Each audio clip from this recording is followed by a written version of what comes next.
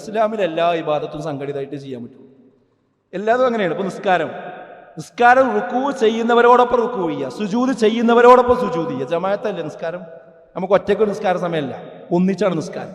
നോമ്പ് എനിക്ക് സൗകര്യം ഇപ്പോൾ ശവ്വാൽ മാസത്തിലാണ്, പറ്റുമോ?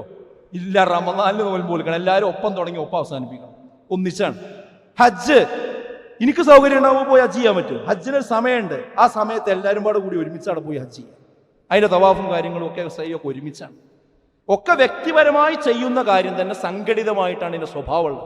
ഇവിടെ അതിന് സക്കാത്തിന് മാത്രം എടുത്തിട്ട് അത് മാത്രം അങ്ങനെയല്ല എന്ന് പറയുന്ന ശൈലി ശരിയല്ല. അതിനെക്കുറിച്ചുള്ള ഹദീസ് ഒന്ന് നോക്കി നിങ്ങൾ.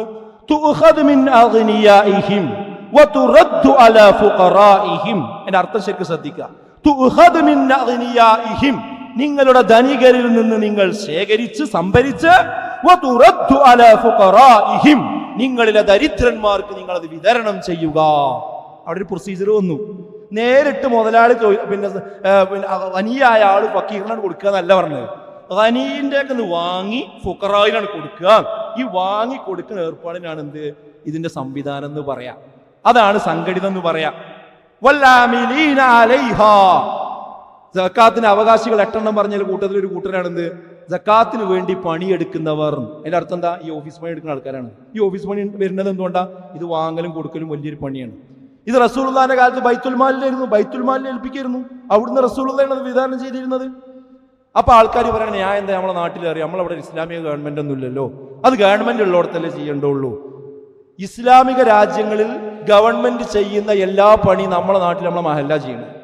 ഇസ്ലാമിക രാജ്യത്ത് പള്ളി ഉണ്ടാക്കുന്നത് ആരാ? വ്യക്തികളാ. പള്ളി വ്യക്തികൾ ഉണ്ടാക്കുകയാണെങ്കിൽ ഗവൺമെന്റിന് കാശ് കൊടുക്കുക ചെയ്യുക, എന്നിട്ട് ഗവൺമെന്റ് ഉണ്ടാക്കുക ചെയ്യുക. ആരാ? അതിന് പ്രത്യേക വകുപ്പുണ്ട് അവിടെ, ഔക്കാഫുണ്ട് അവിടെ, മതകാര്യ വകുപ്പുണ്ട് അവിടെ. ആ മതകാര്യ വകുപ്പാണ് അവിടുത്തെ ഖത്തീബുമാരെ നിശ്ചയിക്കുക. ബാക്കി കാര്യങ്ങളൊക്കെ അവരാ ചെയ്യണത്.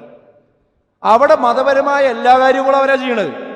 അപ്പൊ ഇവിടെ നമ്മൾ പള്ളി നമുക്ക് ഉണ്ടാക്കാം, നിസ്കാരം നമുക്ക് നടത്താം, വേറുള്ള കാര്യങ്ങളൊക്കെ നമുക്ക് ചെയ്യാം. സക്കാത്തിന്റെ കാര്യം മാത്രം അത് ഗവൺമെന്റ് ഉണ്ടെങ്കിൽ നടത്തേണ്ടുള്ളൂ പറഞ്ഞാൽ എങ്ങനെ?